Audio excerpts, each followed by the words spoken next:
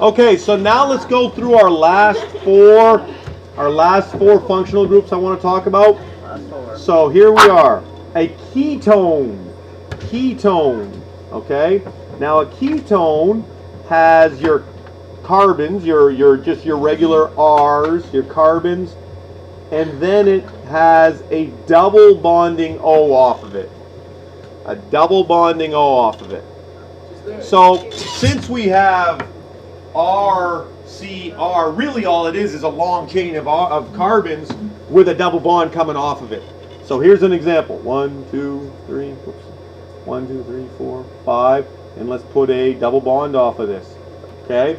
Notice that really all it is a double bond off of a long chain of carbons. Okay? So you have to tell me where that double bonding O is coming off of. It's coming off of the second one. Pentane, basically dropping the E, pentane. And then because it's a ketone, O-N-E. 2-pentanone. 2-pentanone. The O and E tells me it's got a ketone. Yes, sir. I know. People just make up, I don't know why people said CAT spells cat. They just say that's the way it is, man. Oh, for the molecules and stuff? Oh, absolutely, sure. You can actually know what the molecules look like and what the combination is, absolutely. And we're just touching base on this, but obviously we're going to get into why a ketone is formed, or how a ketone is formed, or why a carboxylic acid is formed. Okay? Yep. Danielle?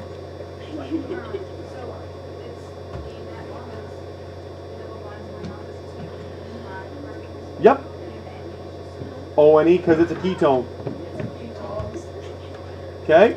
Here's the next one. Carboxylic acid. Carboxylic acid. Here's what they look like.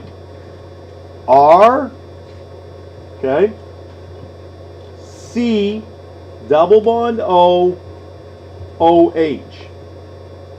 So notice how I've kind of added to, now I have my double bond, like I did on my ketone, but I now have an OH at the end. So a carboxylic acid always has that double bond OOH on an end carbon. So here we go, 1, 2, OOH. To name this one, it's kind of like an ethane, right? Because we get the 2. The ethane talks about the 2. Talks about the 2 carbons? The 2 carbons. Nope, the 2 carbons. It's always the prefix, all the eth and meth and pent. Notice the pent here talked about the 5 carbons here. But so ethanoic acid. Oic acid is how carboxylic acids end. So ethanoic acid. Ethanoic acid. The double bond OOH is always at the end. So we have our 2 carbons. We don't have to put a number because it's always on the last one. You see how on the ketone we do have to put a number because it could be off of the 2, it could be off of the 3, it could be off the 1. But this always is at the end. So you don't even have to bother with a number. Alright? The next one is an ester. An ester looks like this. R, C, double bond O, O, R. And notice I put R and R prime, meaning that we could have different amounts of carbons on either side. But the whole real key to an ester is this part right here.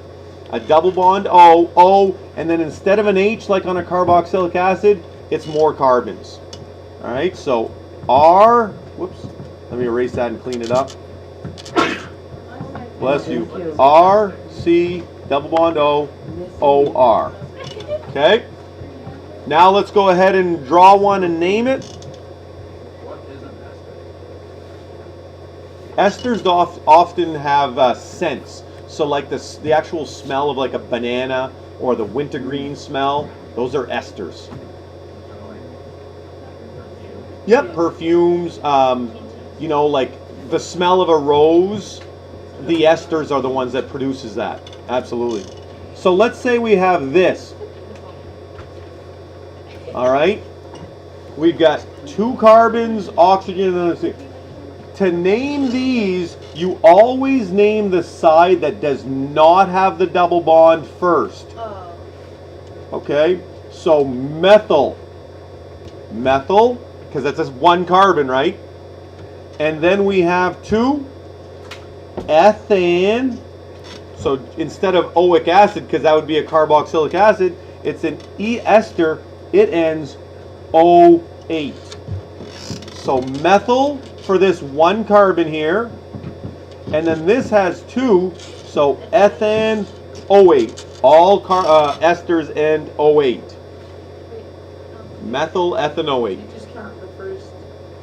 You go the one that's not attached to the double bond, that's the methyl, and then ethane, because there's 2, ethanoate. Will it always only be 1 and 2? Well, no, I could have this. This would be butyl methanoate. That's it. Yep, butyl methanoate. Okay. This last one is gets a little bit different. This one is just an amine, and the amine branch is an NH2. So amino acids have this NH2 on them, and so carbon chain. Let's have our NH2 off of the first one. Because an NH2 can go off of any single one of those carbons, we do have to tell you the number. So, because it could be off the second or the first or whatever, but so 1, and then propyl, because there's 3, amine, because it's an amine. So 1 propylamine. All right, and there are your 8 functional groups.